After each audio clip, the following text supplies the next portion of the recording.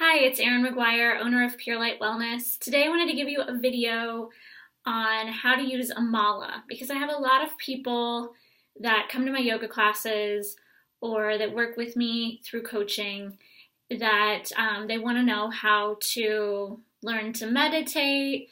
Oftentimes people say they can't meditate because their mind is going the whole time, and that's just not the purpose of meditating.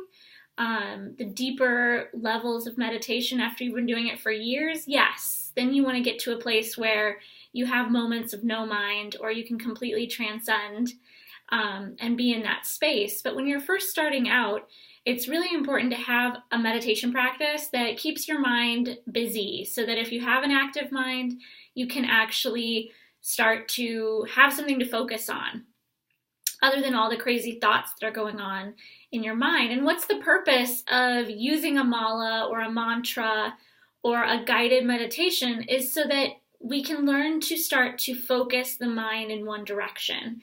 And in other words, like get control over our mind. If you have control over your mind, you have access to everything.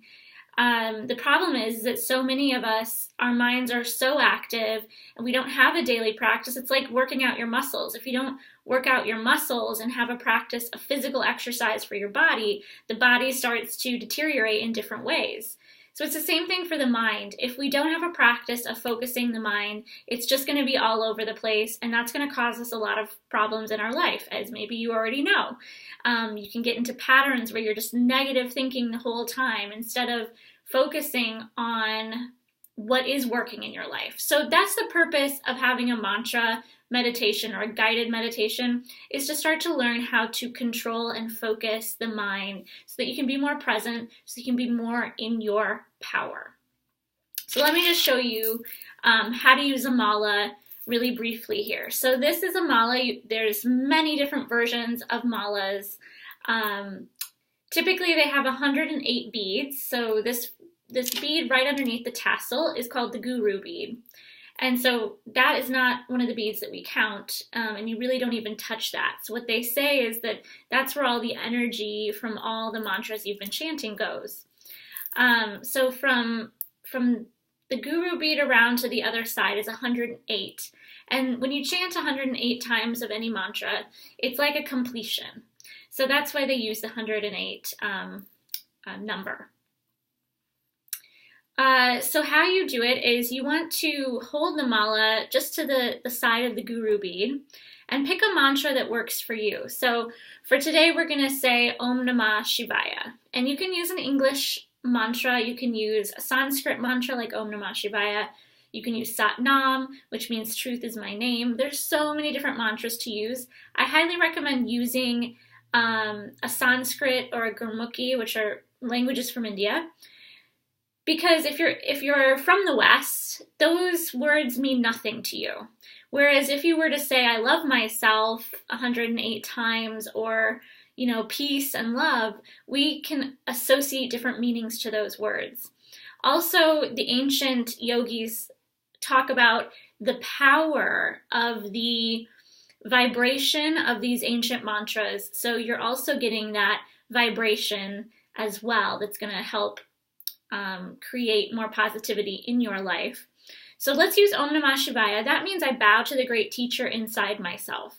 I really like that mantra for that purpose because it's reminding me that there is a great teacher inside of me that can lead and guide me forward. And so every time I chant that, that's getting that vibration in my aura, in my energy field, and it's strengthening that reminder for me. So it's also when we chant anything, we're creating neural pathways in our brain. So if I'm chanting that I'm broke and I can't afford to pay my rent, that's a mantra that you're chanting. So we want to start, again, practicing a chant, a mantra that actually is going to bring goodness into our life. Another reason to use a mala. So let me just show you how to use it briefly. So you never want to use your first finger. That's called your ego finger. So you tend to try to stay away from that. So you wanted to use your, kind of roll it between the thumb and the second finger. And you just go around and say Om Namah Shivaya, move to the next beat, Om Namah Shivaya, to the next, Om Namah Shivaya, Om Namah Shivaya, Om Namah Shivaya, Om Namah Shivaya, Om Namah Shivaya, Om Namah Shivaya, Om Namah Shivaya, Om Namah Shivaya, just like that. And you can say it out loud.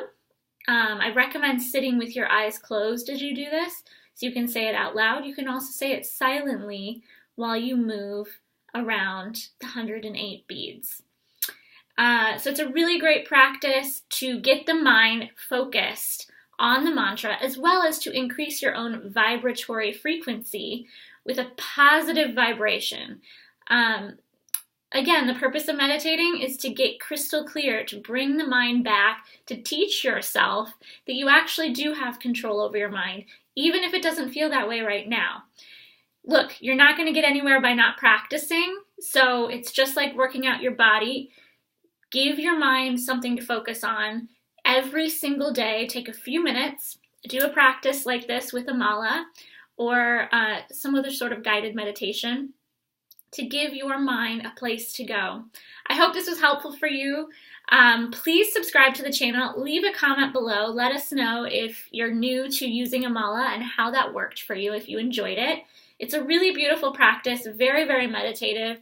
Close your eyes, really get into it, stay focused on it. Go ahead and like this video, subscribe to my channel to get more videos on all kinds of things that are going to raise your vibration, make you feel better, and inspire you to make change in your life. Until next time, thank you for watching.